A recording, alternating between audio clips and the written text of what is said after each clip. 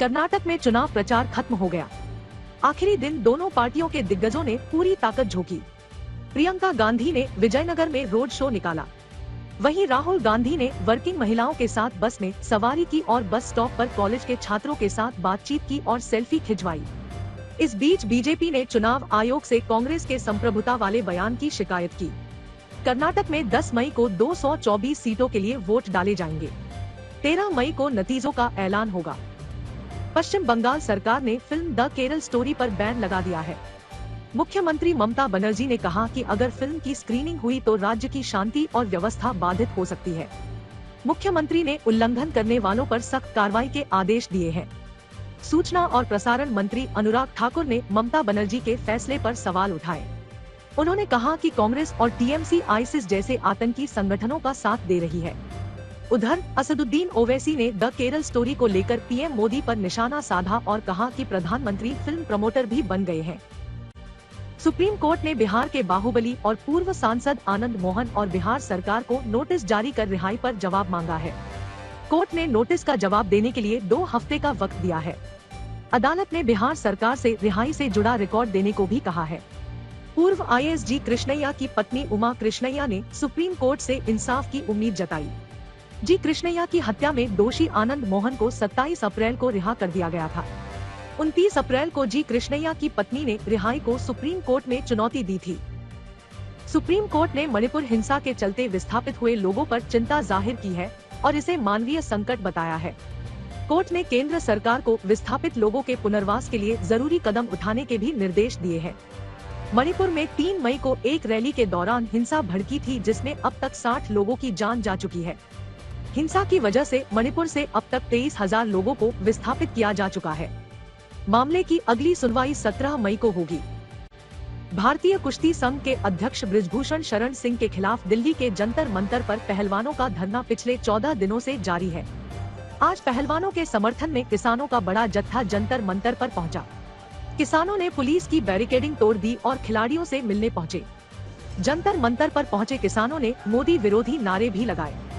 रविवार को जंतर मंतर पर खाप नेताओं की महापंचायत में पहलवानों के धरने का समर्थन किया गया था और बृजभूषण सिंह पर कार्रवाई के लिए सरकार को 20 मई तक का अल्टीमेटम दिया गया। अमृतसर में स्वर्ण मंदिर में करीब 32 घंटों के भीतर 2 धमाकों को लेकर हड़कंप मचा हुआ है। सुरक्षा एजेंसियां अलर्ट पर हैं। रैपिड एक्शन फोर्स और पंजाब पुलिस के जवानों ने फ्लैग मार्च किया है। पंजाब के डीजीपी मौके पर पहुंचे और जांच की समीक्षा की। उन्होंने कहा कि ये आईईडी ब्लास्ट नहीं था, बल्कि बम को कोल्ड ड्रिंक के टिन में डालकर लटकाया गया था। शुरुआती जांच में कोई भी डेटोनेटर बरामद नहीं हुआ। धमाका गोल्डन टेम्पल से 800 मीटर की दूरी पर पार्किंग में हुआ। तिहाड़ में टिल्लू ताजपुरिया की हत्या को लेकर दिल्ली हाईकोर्ट ने जेल के अधिकारियों को फटकार लगाई है। हाईकोर्ट ने जेल प्रशासन से स्टेटस रिपोर्ट भी मांगी है और जेल अधीक्षक को व्यक्तिगत रूप से कोर्ट में मौजूद रहने का आदेश दिया है।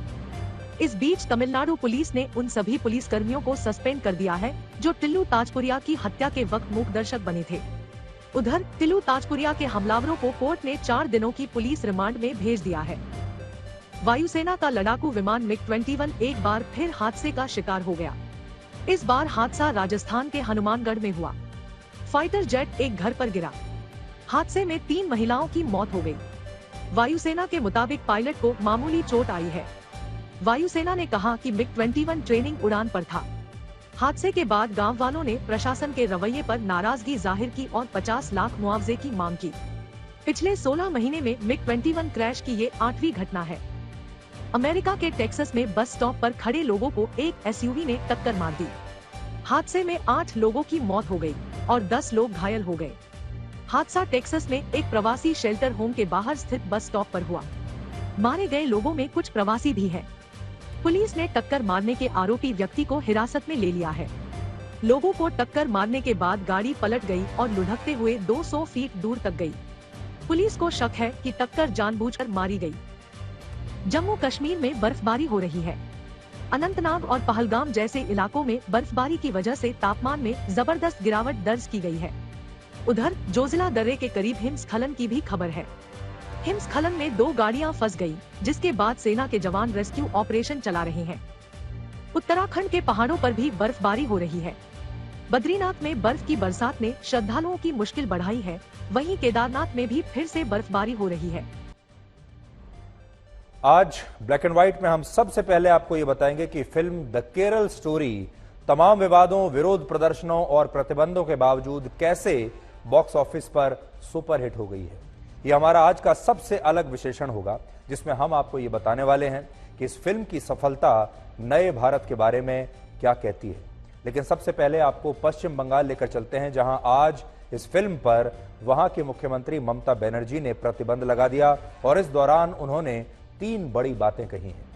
पहली बात उन्होंने ये कही कि इस फिल्म पर बैन लगाने का फैसला कानून व्यवस्था को ध्यान में रखते हुए लिया गया है, क्योंकि राज्य सरकार को ऐसी आशंका थी कि इस फिल्म को दिखाने से वहां हिंसक घटनाएं हो सकती हैं और इसकी वजह से सांप्रदायिक दंगे भी भड़क सकते हैं। दूसरी बात बताऊं उससे पहले आप ये सोचिए कि इस फिल्म को भारत के सेंसर बोर्ड ने पास किया है। इस फिल्म को सुप्रीम कोर्ट ने अपना क्लियरेंस दे दिया है, उन्होंने भी इसमें कुछ आपत्तिजनक नहीं पाया।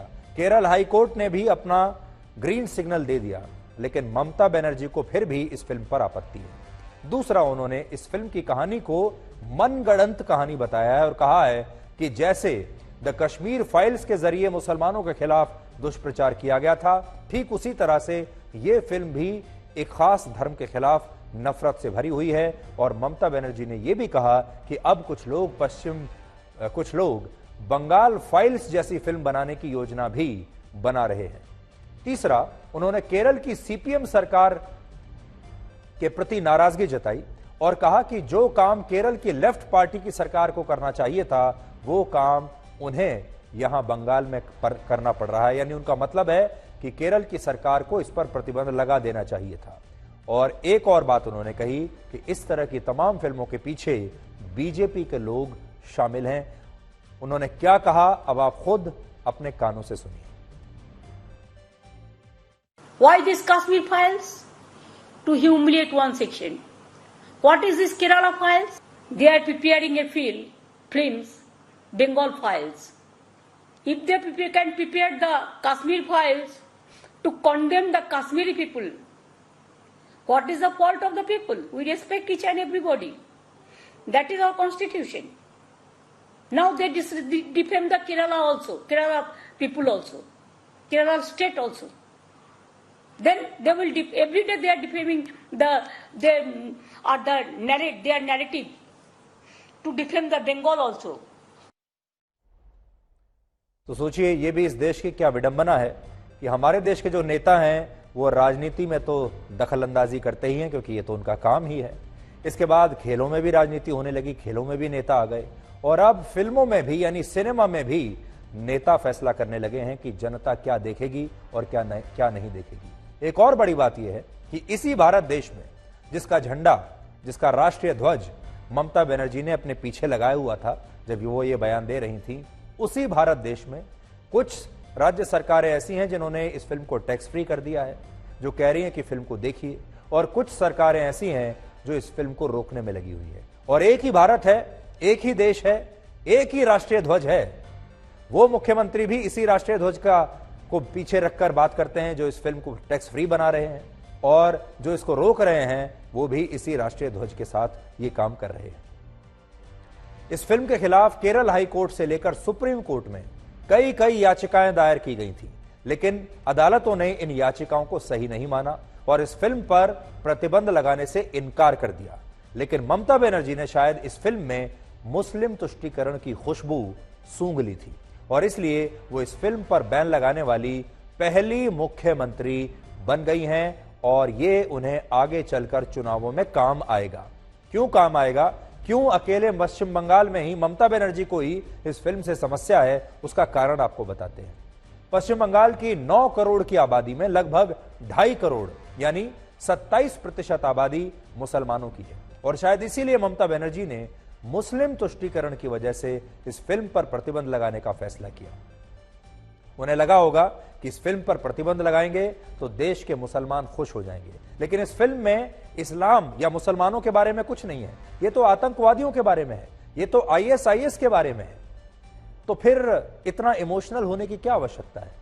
इसके अलावा द केरल स्टोरी फिल्म में जिस लव जिहाद को दिखाया गया है उसके कई मामले पश्चिम बंगाल में भी दर्ज हो चुके हैं। यह अलग बात है कि ममता बनर्जी लगातार इनकार करती हैं और इन मामलों में धर्म परिवर्तन के एक मामले की जांच तो सीबीआई ने इसी साल मार्च के महीने में शुरू की है और शायद यही वजह है कि ममता बनर्जी ने अपने राज्य में इस फिल्म पर बैन लगा दिया है। आज के जमाने में ये बैन इस कारण से लगाना उचित नहीं होगा। इस बैन के पीछे एक और कारण यह हो सकता है कि पश्चिम बंगाल में प्रतिबंध लगने से पहले वहां जिन लोगों ने भी इस फिल्म को देखा वो इसे बहुत ही पसंद कर रहे हैं और शायद इस फिल्म की इसी लोकप्रियता से वहां की सरकार डर गई और उसने इस फिल्म को पूरे राज्य में प्रतिबंधित कर दिया है। जनता क्या कह रही है एक बार आप भी देख लीजिए, क्योंकि मैं बार बार अपने पहले शब्दों से मैं ये बात कह रहा हूं कि इस फिल्म का सुपरहिट होना जनता की बहुत बड़ी जीत है। इस फिल्म में मुझे जो बेसिकली एक मैसेज मिला, जो हमारे आसपास में बहुत कुछ ऐसा हो रहा है जो हमें पता नहीं है। बहुत अच्छा मूवी बनाया गया है। हमारे सोसाइटी में जो पिछले कुछ सालों में जो कमियां थी उसको बहुत बेहतरीन तरीके से बाहर दिखाया गया है और ये जरूरी था समाज के सामने ये चीज लाना। नहीं, कंट्रोवर्शियल नहीं है, एक्चुअली मूवी बहुत अच्छा था। ठीक है, ऐसा बहुत अच्छा था और सबसे बड़ा बात है, देखिए मेरे को देख के ऐसा जो लगा ये तो सच है। ये पहले भी हम लोग सुने और नेट में इंटरनेट में देखे भी है। ठीक है, जो इधर पर जो दिखाया है वो रियलिटी दिखाया है और ऐसा अभी भी हो रहा है। गवर्नमेंट को स्टेप लेना चाहिए क्योंकि ये जो घटना घटा है ये कोई एक्चुअली नॉर्मल स्टोरी नहीं है, बेस्ड ऑन ट्रू स्टोरी है। पश्चिम बंगाल के अलावा एक और राज्य है जहां यह फिल्म मुसीबत में फंस गई है। तमिलनाडु में भी द केरल स्टोरी को सिनेमाघरों से उतार लिया गया है और यह फैसला वहां के मल्टीप्लेक्स ओनर्स ने लिया, यानी सिनेमाघरों के जो मालिक हैं उन्होंने खुद से ही यह फैसला ले लिया और उन्हें ऐसा डर है कि अगर यह फिल्म उन्होंने वहां लोगों को दिखाई तो इससे उनके सिनेमाघरों पर, मल्टीप्लेक्सेस पर हमले हो सकते हैं, दंगे हो सकते हैं। हालांकि केंद्रीय सूचना और प्रसारण मंत्री अनुराग ठाकुर ने इस फैसले को गलत बताया है और इस फिल्म के प्रोड्यूसर विपुल शाह ने भी कहा है कि वो पश्चिम बंगाल की सरकार के इस फैसले के खिलाफ अदालत में जाएंगे। कांग्रेस हर विषय को चुनाव के साथ लेकर देखती होगी, कम्युनिस्ट देखते होंगे, इसलिए तो ये दबाने का प्रयास करते हैं। केरल में इनकी सरकारें रही, इन्होंने कोई कदम नहीं उस पर उठाया। मैं पूछना चाहता हूं केरल के पूर्व मुख्यमंत्री और अब के मुख्यमंत्रियों से भी, कौन से कदम उठाए इन सबको रोकने के लिए, और कदम इन्होंने उठाए तो फिल्म ना चले उस दिशा में कोई सुप्रीम कोर्ट चला गया, किसी ने बयान देने शुरू कर दिए। तो मेरा पूछना इनसे इतना है कि क्या आप उन परिवारों के साथ खड़े हो जिनकी बेटियों को ये भुगतना पड़ा, जिनके परिवार बर्बाद हो गए, या आप कहीं ना कहीं इस्लामिक स्टेट का, ISIS का समर्थन करते हो, आतंकवादियों का समर्थन करते हो, उसका विरोध करके अप्रत्यक्ष तौर पे उनका समर्थन ही कर रहे हैं। If that is what she has done, then we will again take a legal action. Whatever is possible under the provisions of law, we will fight that. तो देखिए, इस देश के नागरिक एक हैं, इस देश में एक ही संविधान है, एक ही सुप्रीम कोर्ट है, फिर भी अलग अलग राज्यों की, अलग अलग नेताओं की सोच बिल्कुल अलग अलग है। द केरल स्टोरी नाम की यह फिल्म केरल में रहने वाली उन 3 लड़कियों के जीवन पर आधारित है जो लव जिहाद का शिकार हुई और इसके बाद उन्हें इस्लाम धर्म अपनाकर आतंकवादी संगठन ISIS में शामिल करा दिया गया। बड़ी बात यह है कि जहां पश्चिम बंगाल में इस फिल्म पर बैन लगा दिया गया, वहीं मध्य प्रदेश में इस फिल्म को टैक्स फ्री कर दिया गया है, जिसका मतलब यह है कि मध्य प्रदेश सरकार अब इस फिल्म पर एंटरटेनमेंट टैक्स नहीं लेगी और कोई भी राज्य सरकार जब अपने प्रदेश में किसी फिल्म को टैक्स फ्री करती है तो उसका मकसद होता है कि ज्यादा से ज्यादा लोग इस फिल्म को देखने के लिए सिनेमा घरों में, थिएटर्स में जाएं। इस तरह आप देख सकते हैं कि एक ही फिल्म है, लेकिन बंगाल में ममता बनर्जी की सरकार है और उन्हें लगता है कि यह फिल्म लोगों में नफरत फैला सकती है और इससे दंगे हो सकते हैं। दूसरी तरफ मध्य प्रदेश में बीजेपी की सरकार है और वहां की सरकार को लगता है कि इस फिल्म को ज्यादा से ज्यादा लोगों को देखना चाहिए और उन्होंने फिल्म को टैक्स फ्री कर दिया। इस सब के बीच इस फिल्म की चर्चा कर्नाटक में भी हो रही है, जहां 10 मई को विधानसभा चुनावों के लिए वोटिंग होने वाली है। कर्नाटक के बेल्लारी में चुनाव प्रचार के दौरान प्रधानमंत्री मोदी ने इस फिल्म का जिक्र किया और कहा कि यह फिल्म एक ऐसे राज्य में आतंकवादी साजिश का पर्दाफाश करती है जहां के लोग बहुत मेहनती और प्रभावशाली हैं। लेकिन प्रधानमंत्री मोदी के इस बयान को लेकर भी राजनीति शुरू हो गई है और आज असदुद्दीन ओवैसी ने कहा कि ये एक प्रोपेगेंडा फिल्म है और इस सच्चाई से इसका कोई लेना देना है ही नहीं। आतंकी साजिश पर बनी फिल्म केरला स्टोरी, ये केरला स्टोरी की इन दिनों काफी चर्चा है। कहते हैं केरला स्टोरी सिर्फ एक राज्य में हुई आतंकवादियों की छद्म नीतियों की साजिशों पर आधारित है। देश का इतना खूबसूरत राज्य, जहां के लोग इतने परिश्रमी और प्रतिभाशाली होते हैं, उस केरला के में चल रही आतंकी साजिश का खुलासा ये केरला स्टोरी फिल्म में, केरला फाइल्स फिल्म में उसे किया गया है। देश के प्रधानमंत्री जो है वो बहुत बड़े एक्टर हैं। ये हमारी खुशकिस्मती है कि अगर वो बॉलीवुड में चले जाते तो ये पूरे फिल्म स्टार घर में बढ़ जाते, हर फिल्म पर अवार्ड उनको ही मिलता। मगर अब प्रधानमंत्री एक्टर के साथ साथ पिक्चर के प्रोमोटर भी बन गए। एक देश का प्रधानमंत्री जो अंबेडकर के बनाए हुए संविधान पर ओथ लेता है, 130 करोड़ जनता का प्रधानमंत्री है और एक पिक्चर को प्रमोट करते हो भी झूठी। प्रधानमंत्री मोदी ने, आपको याद होगा, पिछले साल द कश्मीर फाइल्स जो फिल्म आई थी उसका भी समर्थन किया था और इस बार उन्होंने द केरला स्टोरी का समर्थन किया है और ये दोनों ही फिल्में सुपर हिट हुई हैं। पिछले सिर्फ 3 दिनों में द केरला स्टोरी 35 करोड़ से ज्यादा की कमाई कर चुकी है। ये किसी भी हिसाब से बहुत अच्छा प्रदर्शन माना जाएगा। आप देखिए, शुक्रवार को 8 करोड़, शनिवार को 11 करोड़ और रविवार को 16 करोड़। और आपने देखा होगा कैसे हर दिन इस फिल्म की कमाई धीरे धीरे धीरे बढ़ती जा रही है। ये क्या बताती है? आज जो विश्लेषण हम करने वाले हैं और जो कर रहे हैं इस समय, वो यही तो है।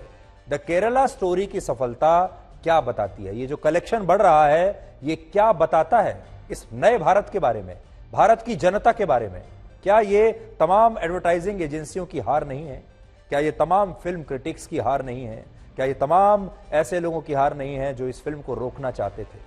अब हम आपको बताते हैं कि इस फिल्म के सुपरहिट होने का क्या मतलब है, देश के लिए, आपके लिए इससे क्या सीख इसमें छुपी हुई है और आपको किन मुद्दों पर ध्यान देना है। फिल्में तो आती रहती हैं, जाती रहती हैं, लेकिन बहुत कम फिल्में ऐसी होती हैं जो एक संदेश लेकर आती हैं और उन फिल्मों का पिट जाना या हिट हो जाना अपने आप में एक बहुत बड़ी टिप्पणी होता है। इसलिए इस फिल्म को आप ये मत समझिए कि एक फिल्म आई और वो सुपरहिट हो गई। फिल्में तो और भी बहुत कई बार चलती हैं फिल्में, लेकिन इस फिल्म का सुपरहिट होना कुछ एक खास कहानी आपको बताता है।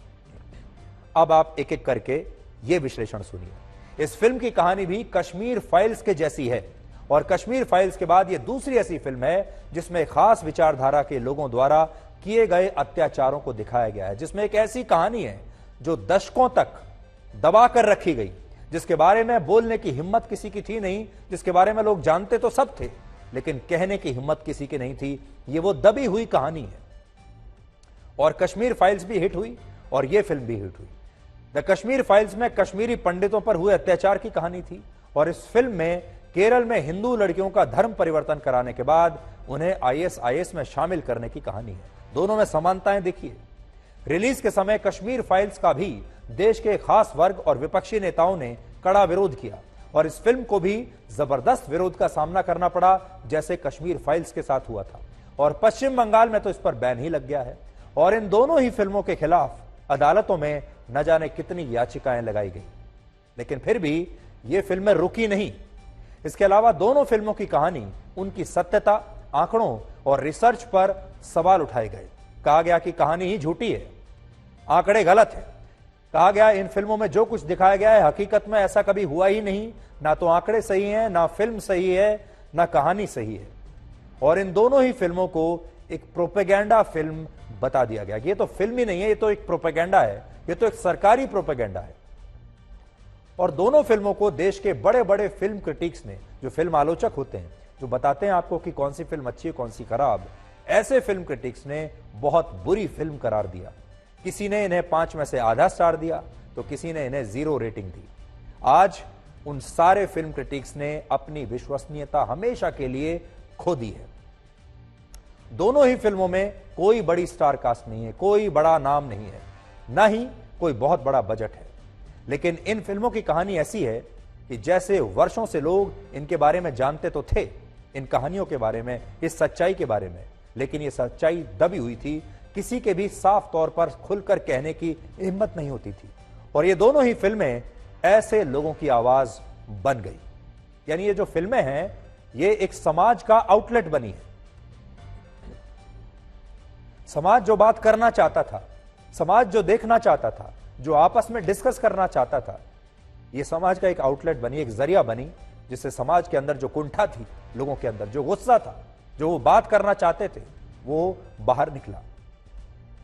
दोनों ही फिल्मों के पास अपने प्रमोशन का, अपने प्रचार प्रसार का कोई बजट नहीं था, लेकिन इसके बावजूद वर्ड ऑफ माउथ की वजह से ये फिल्में सुपरहिट हुई। वर्ड ऑफ माउथ क्या होता है? आप देखिए, जो बड़े बड़े बजट की फिल्में आती हैं, वो उससे पहले ही कई महीने पहले अपना प्रचार प्रसार शुरू कर देती हैं। उनमें बड़े बड़े स्टार्स होते हैं, बड़े बड़े प्रोड्यूसर्स होते हैं, और वो करोड़ों रुपए अपने प्रचार में खर्च करते हैं। अखबारों में विज्ञापन डालते हैं, आप टीवी चैनल्स पर विज्ञापन देखते हैं उनके, और एक बहुत हाइप उनकी बनाई जाती है। लेकिन इन फिल्मों के पास ऐसा कुछ नहीं था। द केरल स्टोरी के पास ऐसा कोई प्रचार तंत्र नहीं था, ना ही पीछे कोई बहुत बड़ा प्रोडक्शन हाउस था जो पैसा लगाकर फिल्म को प्रमोट करता। तो फिर क्या जरिया था? सिर्फ जनता ही ये कर सकती थी, और जनता ने, वर्ड ऑफ माउथ होता है, यानी जो जनता एक दूसरे से बात करती है, जो आम लोग एक दूसरे से बात करके बताते हैं कि ये चीज अच्छी है, ये खराब है, ये फिल्म बड़ी अच्छी है, इसे जरूर देखना चाहिए, उसे वर्ड ऑफ माउथ कहते हैं। और इस फिल्म की सफलता के पीछे यही प्रचार तंत्र है, वर्ड ऑफ माउथ। यानी एक आम आदमी ने दूसरे आम आदमी को कहा फिल्म अच्छी है, देखनी चाहिए। एक और दिलचस्प समानता यह है कि इन दोनों ही फिल्मों को प्रधानमंत्री मोदी ने अपने अपने भाषणों में जगह दी और इनका समर्थन किया, जिसकी वजह से इनका जबरदस्त प्रचार हो गया। क्योंकि प्रधानमंत्री मोदी अगर किसी की तारीफ कर दें, किसी चीज का समर्थन कर दें, तो वो जो प्रोडक्ट होता है या वो फिल्म होती है, वो करोड़ों लोगों तक ऐसे ही पहुंच जाती है। और इसका मतलब ये है कि प्रधानमंत्री ने 2 फिल्मों के बारे में देश की जनता को बताया और दोनों ही फिल्में सुपरहिट हुई। यानी देश की जनता मोदी के कहने पर वोट भी डाल रही है और मोदी के कहने पर फिल्में भी देख रही है। एक बहुत बड़ी बात है दोनों में। अगर आप समानता देखेंगे, आपने देखा होगा, यानी प्रधानमंत्री मोदी की खुद की विश्वसनीयता और उनका ब्रांड इतना प्रभावशाली है कि अगर वो किसी फिल्म को देखने के लिए जनता से कहते हैं या लोगों को अपना कोई सुझाव देते हैं, तो लोग तुरंत उनके सुझाव को मान लेते हैं और तुरंत उस पर अमल करते हैं। और यही इस फिल्म में भी देखने को मिल रहा है। यानी ये जो फिल्म है, इसे जनता ने सुपरहिट किया है। एक तंत्र पूरा ऐसा था जो इसे रोकने में लगा हुआ था, लेकिन जनता का ये तूफान रुका नहीं, थमा नहीं। एक और समानता यह है कि तमाम दुष्प्रचार और विरोध के बावजूद इन दोनों फिल्मों ने पहले दिन से ही तहलका मचा दिया। और इसका मतलब यह है कि यह नया भारत है और इस नए भारत के लोग खुद ये तय करते हैं कि उन्हें क्या देखना है और उन्हें क्या करना है। द केरला स्टोरी का सुपरहिट होना नकली धर्मनिरपेक्षता की बहुत बड़ी हार है। ये अभिव्यक्ति की आजादी को अपने घर की दासी बनाकर रखने वाले विपक्षी दलों और बड़े बड़े बुद्धिजीवियों की जबरदस्त हार है, जो अब तक ये तय करते थे कि वो बताएंगे कौन सी फिल्म अच्छी है, वो बताएंगे क्या देखना चाहिए, क्या नहीं देखना चाहिए। और ये उन तमाम फिल्म क्रिटिक्स की जबरदस्त हार है जिन्होंने इस फिल्म को प्रोपेगेंडा फिल्म बताकर नकार दिया था। हो सकता है आने वाले समय में लोग इस तरह के फिल्म क्रिटिक्स पर, ऐसे विपक्षी नेताओं पर, ऐसे बुद्धिजीवियों पर हमेशा के लिए विश्वास करना बंद कर दें, और ये लोग जिन फिल्मों को शानदार बताएंगे, उन्हें अच्छी रेटिंग देंगे, लोग शायद उन फिल्मों को देखना बंद कर देंगे। और जिन फिल्मों को ये बेकार बताएंगे, ऐसी फिल्मों को देश के लोग अपने सिर आंखों पर बैठा लेंगे। तो मुझे ये सिर्फ पिक्चर देखने के बाद एक चीज कहना है कि ये इंडिया में जितनी भी, पूरे वर्ल्ड में जितनी भी लड़की लोग हैं, वो पिक्चर ये जरूर देखे। जो केरल में जो रियलिटी जो हुआ है, जो आज तक इतने सालों से किसी को नहीं पता था, बहुत ही अच्छी मूवी है। मुझे लगता है कि शॉकिंग, जो लोग सोच रहे थे कि किस प्रकार से लड़कियों के साथ किया जाता है, हम लोग सोचते हैं कि बस सिर्फ एक ऐसा ही कुछ मजाक हो रहा है, लेकिन रियली बहुत अच्छी मूवी है। हमको सीखना चाहिए, लड़कियों को भी समझना चाहिए कि ये सब मतलब प्रोपागेंडा में ना आए और आगे भी कुछ अच्छा मतलब सीखे और ये सब प्रोपागेंडा में मतलब यूज ना हो उन लोगों का। बहुत रियल लग रहा था। एक्टिंग अदा से बहुत अच्छी की है। इवन अदा नहीं जितनी भी लड़कियां उसमें काम कर रही हैं उन सब ने एक्टिंग बहुत अच्छी की। कृष्ण लड़की का कैरेक्टर था, उसने जो मैसेज कन्वे किया है वो बहुत अच्छे से किया है। मतलब उसने वो आंकड़े बताना और वो सब बहुत अच्छे से बताया। फाइनली जो ये पिक्चर था द केरला स्टोरी जो है रियलिटी रियल बेस्ड पिक्चर है और इसको देखने के लिए सभी को आना चाहिए। और एक एजेंडा तो नहीं कह सकते कि इस्लाम को बदनाम करने की कोशिश या ऐसा कुछ, बट अगर रियलिटी में अगर केरला में ऐसा कुछ हो रहा है तो केरला गवर्नमेंट को खैर 10 साल में अगर 32,000 पीपल्स को अगर कन्वर्ट किया गया है तो ये कम बड़ी बात नहीं है, बहुत बड़ी बात है।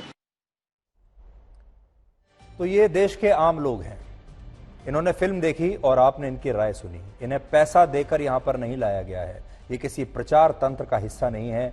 ये देश की वो जनता है जिसने अपनी जेब से पैसा खर्च करके थिएटर्स में जाकर ये फिल्म देखी है। दूसरी बड़ी बात जो सारे लोग इस देश में इस समय पूछ रहे हैं, ये फिल्म आतंकवादियों के खिलाफ है।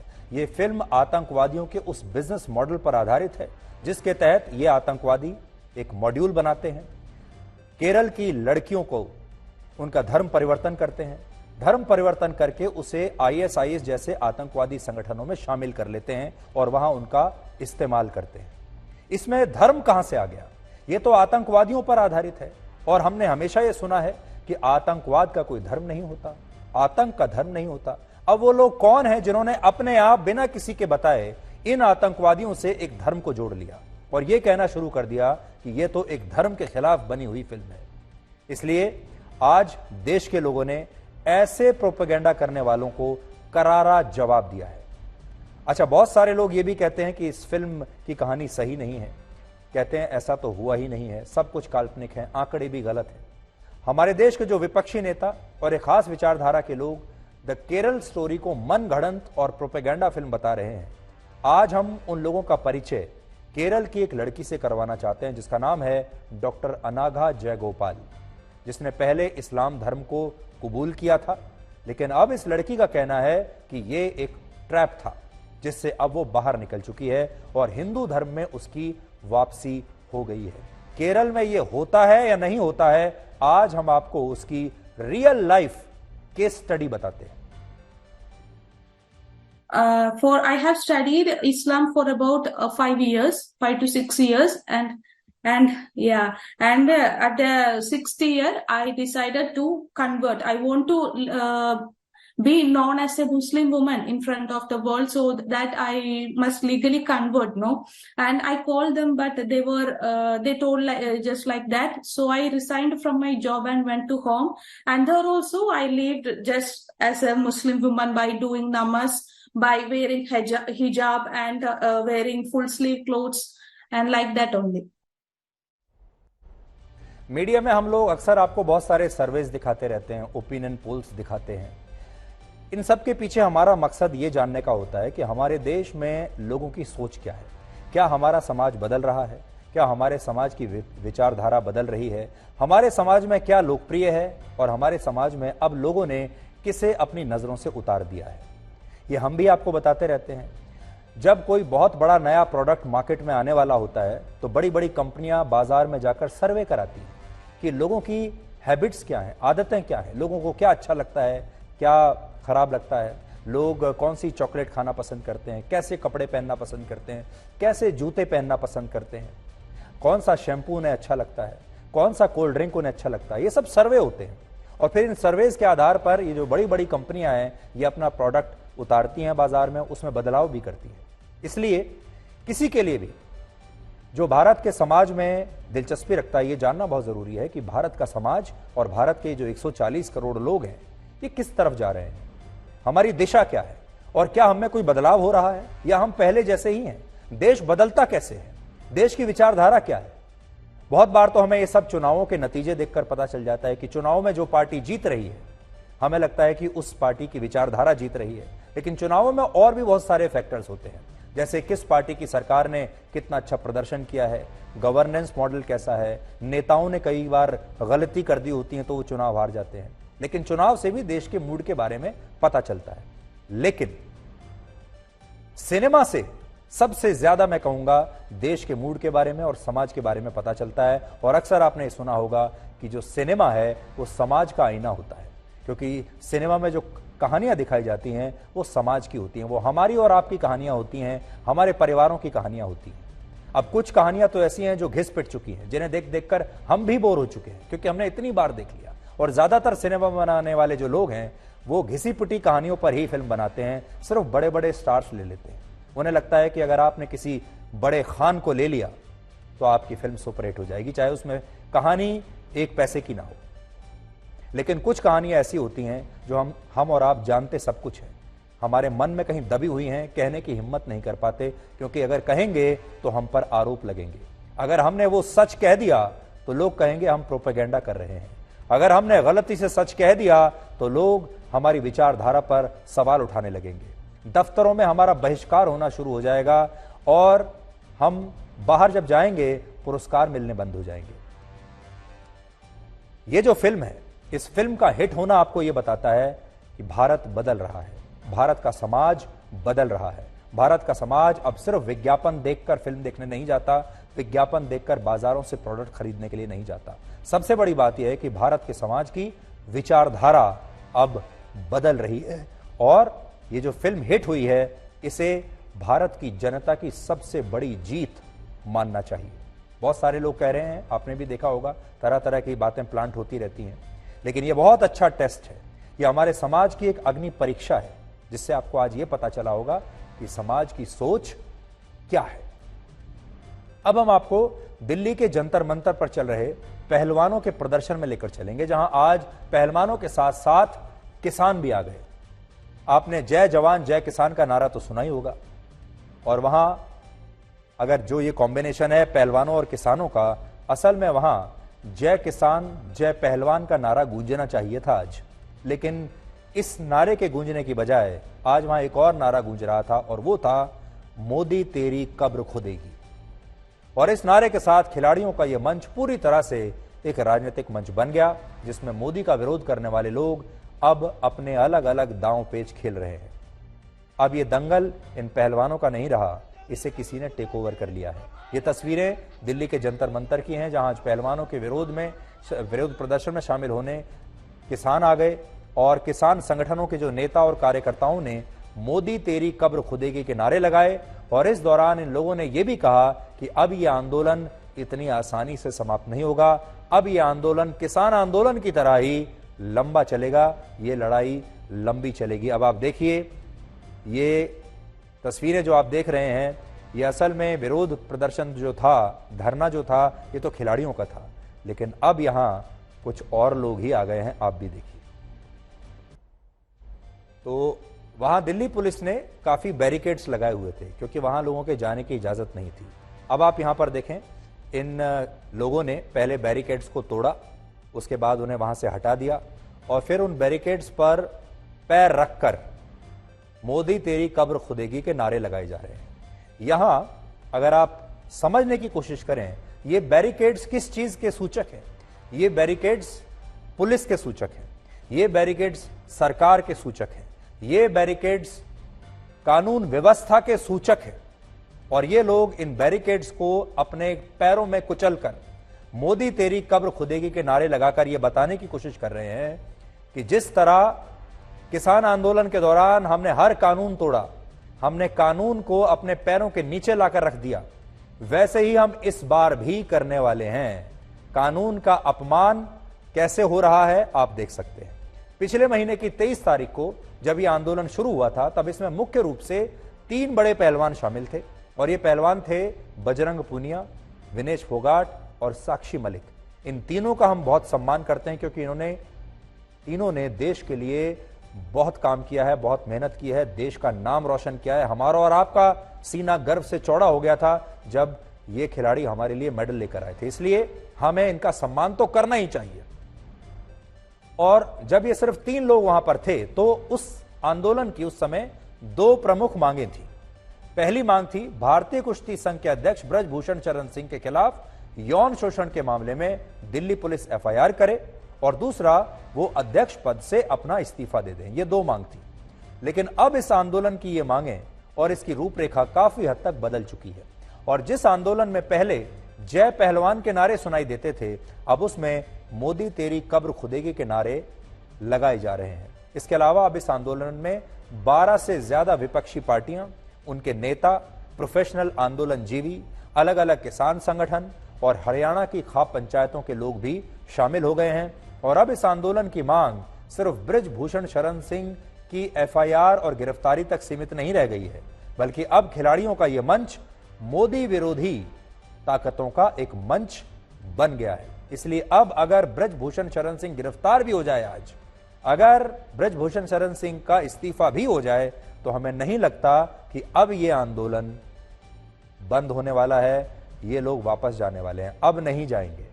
इस प्रदर्शन को लेकर पहलवानों द्वारा 31 लोगों की एक कमेटी बनाई गई है और अब यही कमेटी इस आंदोलन से जुड़े सारे फैसले लेगी। और इसका कहना है कि अब यह आंदोलन वैसे ही चलेगा जैसा हरियाणा की खाप पंचायतें और किसान संगठन कहेंगे। यानी इन प्रदर्शनकारी खिलाड़ियों के लिए खाप पंचायतों का फैसला सुप्रीम कोर्ट से भी ऊपर है, उस कमेटी से भी ऊपर है जो जांच कर रही है, पुलिस से ऊपर है, कानून से ऊपर है। और इससे भी बड़ी बात यह है कि यह आंदोलन बृजभूषण शरण सिंह के खिलाफ शुरू हुआ था, लेकिन अब ये मोदी के खिलाफ चल रहा है। बृजभूषण शरण सिंह से अब ये मोदी पर शिफ्ट हो गया है। देखिए कितनी चालाकी से। आज अगर आप इसको ब्लैक एंड व्हाइट में देखेंगे, हो सकता है बहुत लोगों को बात हमारी बुरी लगेगी, लेकिन ब्लैक एंड व्हाइट में देखिए इसको। यह आंदोलन शुरू क्यों हुआ था? बृजभूषण शरण सिंह के खिलाफ। और अब यह आंदोलन कहां है? अब यह मोदी के खिलाफ है। पहले बृजभूषण शरण सिंह हाय हाय के नारे लगते थे, उनकी गिरफ्तारी हो, उनका इस्तीफा हो। अब इसमें मोदी हाय हाय, मोदी मुर्दाबाद और मोदी तेरी कब्र खुदेगी के नारे लग रहे हैं। तो शिफ्ट को आप देखिए। राकेश टिकैत ने यह ऐलान किया है कि 11 मई से 18 मई के बीच देश के अलग अलग जिला मुख्यालयों पर बृजभूषण शरण सिंह के अलावा मोदी सरकार का भी पुतला फूंका जाएगा। और इससे आप समझ सकते हैं कि अब यह आंदोलन मोदी विरोध की तरफ मुड़ चुका है। अब राकेश टिकैत बार बार कह रहे हैं कि जैसे 1 साल तक चले किसान आंदोलन के दौरान उन्होंने नरेंद्र मोदी की सरकार को झुका दिया था, मोदी को झुका दिया था और खुद प्रधानमंत्री मोदी को कृषि कानून वापस लेने की घोषणा करनी पड़ी, वैसा ही इस आंदोलन में भी होगा और बृजभूषण शरण सिंह की गिरफ्तारी होकर ही रहेगी। लेकिन सोचिए, अगर पुलिस ने अपनी जांच में बृजभूषण शरण सिंह को क्लीन चिट दे दी, सोचिए अगर उसके खिलाफ कोई सबूत ना मिले, उन पर कोई आरोप साबित ना हुआ, तो क्या तब ये खिलाड़ी और एक किसान नेता इस देश की पुलिस पर और इस देश के कानून और अदालतों पर विश्वास करेंगे? तब क्या वापस चले जाएंगे? तब क्या ये मान लेंगे कि इनके आरोप साबित नहीं हो पाए? हमें पूरी उम्मीद है कि खिलाड़ियों के साथ न्याय होगा और मैं आपके माध्यम से अपील भी करूंगा प्रधानमंत्री जी से और गृह मंत्री जी से कि भाई जो भारत की बेटियां हैं, जो महिला खिलाड़ी हैं बैठे हैं, उनके साथ न्याय हो। आप इसको अपने संज्ञान में लेके जल्द से जल्द, क्योंकि अभी एशियन गेम्स और वर्ल्ड ओलंपिक क्वालिफाई आए हुए हैं, तो टूर्नामेंट भी है और देश का नुकसान हो रहा है। और इसके मैं यही अपील है कि भाई जल्दी से जल्दी खिलाड़ियों के साथ, भारतीय बेटियों के साथ न्याय हो। हम बजरंग बली को मानते हैं, हम उनके भगत रहे हैं, हम पहलवान हैं और हर तरीके के भगवान में हमारा विश्वास है। अभी कौन किसको क्या सपोर्ट कर रहा है, हम सपोर्ट कर ले रेसलिंग को, और जो रेसलिंग को सपोर्ट करना चाहते हैं, जो लड़कियों का दर्द समझते हैं, वो लोग हमारे साथ में हैं। ये खिलाड़ी तो दिल के साफ ही हैं, इन्होंने देश के लिए किया भी बहुत कुछ है और अगर आप इनसे बात करेंगे तो इन्हें मोदी से कोई तकलीफ नहीं है। लेकिन जहां ये सारी बातें कर रहे हैं, इन्हें इस बात का भी जवाब देना ही पड़ेगा कि इनके इस मंच से प्रधानमंत्री मोदी की कब्र खोदने की बातें भी हो रही है। और या तो ये ऐसी ताकतों को अपने मंच से अलग कर दें, और अगर इनके मंच का ऐसे ही राजनीतिक दुरुपयोग होता रहा तो फिर ये जो पूरी मुहिम है, ये जो पूरा विरोध प्रदर्शन है, ये किसान आंदोलन के रास्ते पर चला जाएगा। आपको याद होगा किसान आंदोलन भी 1 साल से ज्यादा समय तक चला था और इस आंदोलन में जिन महिलाओं ने लंगर चलाया था, वो महिलाएं अब जंतर मंतर पहुंचने के लिए हरियाणा और पंजाब से निकल चुकी हैं और अब जंतर मंतर पर लंबे समय तक विरोध प्रदर्शन करने की योजना बनाई जा रही है। अब यहाँ पर बड़े बड़े टेंट्स लग जाएंगे, यहीं पर किचन बन जाएगी, खाना पीना होगा, बिस्तर लग जाएंगे और हजारों की संख्या में लोग अब यहीं पर रहने लगेंगे, ठीक वैसे ही जैसे किसान आंदोलन के दौरान हुआ था। और सबसे बड़ी बात यह है क्योंकि किसान आंदोलन के बाद मोदी सरकार ने कृषि कानूनों को वापस ले लिया था, उससे इन सब लोगों का विश्वास और कॉन्फिडेंस बहुत बढ़ गया है। और अब इसलिए राकेश टिकैत जैसे लोगों को लगता है कि जैसे उन्होंने पिछली बार किया था, इस बार भी ये मोदी सरकार को झुका देंगे। इस मंच को अगर खिलाड़ियों का ही मंच रहने दिया जाता तो देश में खिलाड़ियों की विश्वसनीयता बनी रहती, लेकिन विपक्षी नेताओं ने इन खिलाड़ियों को अपना समर्थन देने के नाम पर इन्हें अपनी राजनीति के लिए इस्तेमाल कर लिया। इन खिलाड़ियों को तो पता ही नहीं चला, ये खिलाड़ी तो खेलना जानते हैं, ये खिलाड़ी तो कुश्ती लड़ना जानते हैं, तो प्रोफेशनल हैं, ये राजनीति के दांव-पेच नहीं समझते, ये कुश्ती के दांव-पेच समझते हैं। लेकिन नेता राजनीति के दांव-पेचों में इन्हें कैसे एक ही मिनट में चित कर देते हैं, ये बात समझ ही नहीं पाए। और इसलिए इस राजनीति के दंगल में बड़े बड़े नेताओं ने इन पहलवानों को एक ही झटके में चित कर दिया और इसे मोदी विरोध का एक मंच बना दिया और पहलवानों को पता ही नहीं चला। और हमें लगता है कि मोदी तेरी कब्र खुदे के किनारे लगाकर ऐसे राजनीतिक आंदोलन जीवियों ने इन खिलाड़ियों का बहुत बड़ा नुकसान कर दिया है और अब यह विरोध प्रदर्शन खिलाड़ियों के हाथों से निकलकर दूसरी राजनीतिक ताकतों के हाथों में चला गया है। अब हम आपको एक दुखद खबर बताएंगे। आपको 93 साल की एक महिला की कहानी दिखाएंगे जिसे 80 वर्ष के बाद अपना मकान वापस मिला। और ये कहानी ये बताती है कि आजकल के फास्ट फूड और एक्सप्रेस डिलीवरी के जमाने में भारत की न्याय व्यवस्था कैसे आज भी स्लो मोशन में चल रही है और हम ना तो इसके खिलाफ आवाज उठाते हैं और ना ही इसका विरोध करते हैं। हमने इसे स्वीकार कर लिया है और मान लिया है कि हमारी किस्मत में यही लिखा है। इस पूरी कहानी की शुरुआत होती है वर्ष 1939 से, आजादी से पहले, जब भारत में ब्रिटिश हुकूमत का शासन था। उस समय ब्रिटिश हुकूमत ने डिफेंस ऑफ इंडिया रूल्स नाम से एक कानून बनाया जिसके तहत निजी संपत्तियों और बिल्डिंग्स का अधिग्रहण सरकार कर सकती थी। किसी का भी अगर कोई मकान है, बिल्डिंग है, तो सरकार उसे ले सकती थी और उसका अपना इस्तेमाल कर सकती थी, उसमें अपने लोगों को उसे रहने के लिए दे सकती थी, अपने अफसरों के लिए। इस कानून के लागू होने के 3 साल बाद वर्ष 1942 में एक नया आदेश आया जिसमें लिखा था कि सरकार ने अपनी जरूरतों को देखते हुए साउथ बॉम्बे की एक बिल्डिंग को अपने कंट्रोल में लेने का फैसला किया है और इस बिल्डिंग का नाम था रूबी मैंशन। तस्वीर आप देख रहे हैं, उस जमाने की बिल्डिंग है। आजादी से पहले जब इस बिल्डिंग का अधिग्रहण हुआ तब HS डायस नाम के एक व्यक्ति इस बिल्डिंग की पहली मंजिल पर 2 फ्लैट्स में रहते थे। उनके पास 2 फ्लैट्स थे इस बिल्डिंग में। लेकिन बाद में वर्ष 1944 में ये दोनों फ्लैट्स बॉम्बे म्युनिसिपैलिटी ने अपने कब्जे में ले लिए और तब ये फ्लैट्स DS लॉर्ड को सौंप दिए गए जो उस वक्त सिविल सेवा विभाग में एक सरकारी अफसर थे, यानी अंग्रेजी सरकार के अफसर थे। और अंग्रेजों की सरकार ने इस बिल्डिंग को लेकर अपने एक अफसर को इसे दे दिया रहने के लिए।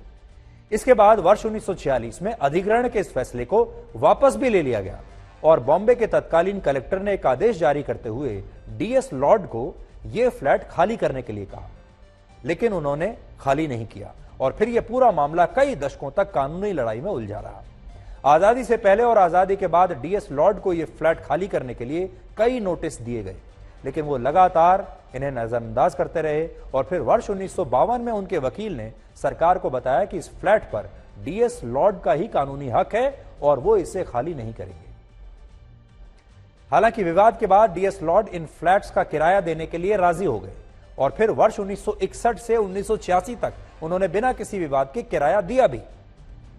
लेकिन फिर 1987 में, सोचिए तिथियों पर ध्यान दीजिए, 1987 में इन दोनों फ्लैट्स को खाली कराने के लिए अदालत में फिर से एक याचिका दायर हुई और इस बार यह याचिका HS डियाज की बेटी अलाइस डिसूजा ने दायर की क्योंकि उनके पिता का तब तक देहांत हो चुका था। यानी जो प्रॉपर्टी पिता की थी, अब बेटी उस प्रॉपर्टी को लेना चाहती थी। उसने अदालत में याचिका दर्ज की। देखिए ये जो तस्वीर आप देख रहे हैं मिसेस डिसूजा की, 93 साल की, इन्हें अब जाकर न्याय मिला है। इसके बाद यह मामला कई वर्षों तक अदालत में रहा और एक नई याचिका पर सुनवाई के बाद 1910 और 1911 में इन फ्लैट्स को खाली कराने का एक नया आदेश आया और तब तक DS लॉर्ड और उनके बेटे का भी देहांत हो चुका था, यानी जिन्होंने कब्जा रखा था उनका भी देहांत हो गया।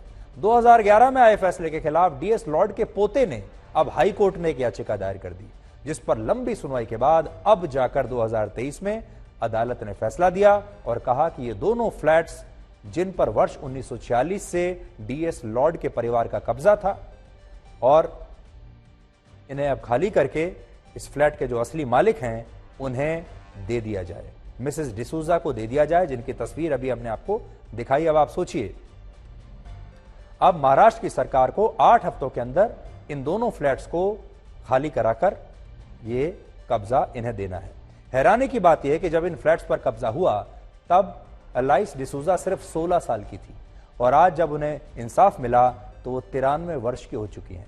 16 साल की थी जब कब्जा हुआ, अब जब वापस मकान मिला है तो 93 साल की हो चुकी हैं। यानी संपत्ति के इस मामले का निपटारा करने में हमारे देश की न्यायिक व्यवस्था को, अदालतों को 80 साल लग गए। और यह अभी अंतिम फैसला नहीं है, अभी तो यह मामला सुप्रीम कोर्ट में जाएगा। दूसरी पार्टी अगर सुप्रीम कोर्ट में चली गई तो फिर सुप्रीम कोर्ट में पहले से ही 69,000 मामले अभी वेटिंग लिस्ट में हैं और इनका नंबर 70,000वां नंबर होगा। और जो दूसरी पार्टी है वो क्या चाहेगी? एक एक करके स्टे मिलता जाए। वो तो यही चाहेगी कि यह मामला 10 साल और खिंच जाए और 10 साल में मिसेस डिसूजा का जाने का समय आ जाएगा। इस उम्र में अगर मकान मिल भी गया तो वो क्या करने वाली है? पूरा जीवन, पूरी जिंदगी उनकी निकल गई इस मकान को खाली कराने में। अगर अब मिल भी गया और तो क्या मिला? क्या ये न्याय है? आजकल का जमाना फास्ट फूड और एक्सप्रेस डिलीवरी का है, लेकिन इस जमाने में भी न्याय मिलने की जो गति है वो कितनी धीमी है, स्लो मोशन में है। इस समय भारत की अदालतों में 4 करोड़ 80 लाख मामले पेंडिंग हैं, जिनमें लगभग 69,000 मामले सिर्फ सुप्रीम कोर्ट में है, 53 लाख मामले हाई कोर्ट में है। देश भर में कुल 10 लाख मामले ऐसे हैं, 10 लाख, जो 20 या उससे ज्यादा वर्षों से लंबित है।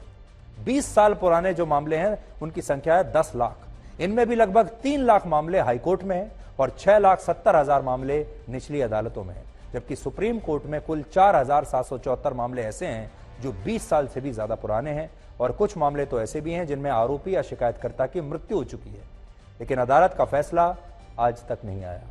उदाहरण के लिए अतीक अहमद की मृत्यु हो चुकी है, लेकिन उसके खिलाफ 53 मामले आज भी अदालत में लंबित हैं और उसकी पत्नी शाइस्ता परवीन के खिलाफ वर्ष 2009 में जो आर्म्स एक्ट का मामला दर्ज हुआ था उसमें भी 14 वर्षों के बाद भी आज तक कोई फैसला नहीं आया। इसलिए आप खुद सोचिए, जब न्याय की गति इतनी धीमी होगी तो इसे न्याय कैसे माना जाएगा? हमारे देश में परिवारों में कानूनी मामलों को एक संकट और विपदा के तौर पर देखा जाता है। अगर कोई कानून के पचड़े में, अदालत के पचड़े में फंस गया तो कई कई पीढ़ियां फंस जाती है। पैसा ऐसा निकलता है कानूनी दांव पेच में कि पूरे के पूरे परिवार कंगाल हो जाते हैं। और इसीलिए भारत में बहुत सारे लोग अन्याय के खिलाफ कभी आवाज नहीं उठाते, क्योंकि उन्हें ऐसा लगता है कि वो कानूनी लड़ाई लड़ ही नहीं पाएंगे और कोर्ट के चक्कर लगाते लगाते उनका जीवन और उनकी जमा पूंजी सब खत्म हो जाएगा। विडंबना यह है कि आज अगर 10 मिनट में कोई सामान घर पर नहीं पहुंचता आपका, जो आप ऑनलाइन ऑर्डर करते हैं, खाना अगर आपका ना पहुंचे तो आप तुरंत रिफंड की मांग कर लेते हैं। लेकिन जब 20 और 30 या इससे भी ज्यादा वर्षों में किसी मामले का अदालत में निपटारा नहीं होता तो फिर हमारे देश की न्यायिक व्यवस्था की विवेचना और समीक्षा क्यों ना की जाए? और यही कारण है कि आज भी भारत के बहुत सारे लोग अदालत के चक्कर में पड़ना नहीं चाहते और आउट ऑफ कोर्ट सेटलमेंट कर लेते हैं। बहुत सारे लोग ऐसे हैं जो ये चाहते हैं कि नाइंसाफी उनके साथ हुई है, लेकिन तब भी वो अदालत नहीं जाना चाहते और कहते हैं आउट ऑफ कोर्ट सेटलमेंट कर लो, चाहे उन्हें उसमें नुकसान ही हो रहा हो। और आपने एक बात जरूर सुनी होगी कि कौन कचहरियों के, अदालतों के चक्कर लगाए, यही कारण है। तो अगर हम हर बात की समीक्षा करते हैं तो अदालतों की समीक्षा क्यों नहीं करते? हमारी न्यायिक व्यवस्था की समीक्षा क्यों नहीं करते? हमारे जजों की समीक्षा हम क्यों नहीं करते? और यही एक ऐसा विभाग अब हमारे देश में बचा है जो आज भी उसी स्लो मोशन में चल रहा है जैसा कि अंग्रेजों के जमाने में चल रहा था। इसलिए अब समय आ गया है जब न्यायिक व्यवस्था की भी एक विवेचना जरूर की जाए और इसे स्लो मोशन से हटाकर फास्ट ट्रैक पर डाला जाए। जल्दी जागना हमेशा फायदेमंद होता है, फिर चाहे वो नींद से हो, अहम से हो या फिर वहम से। नमस्कार।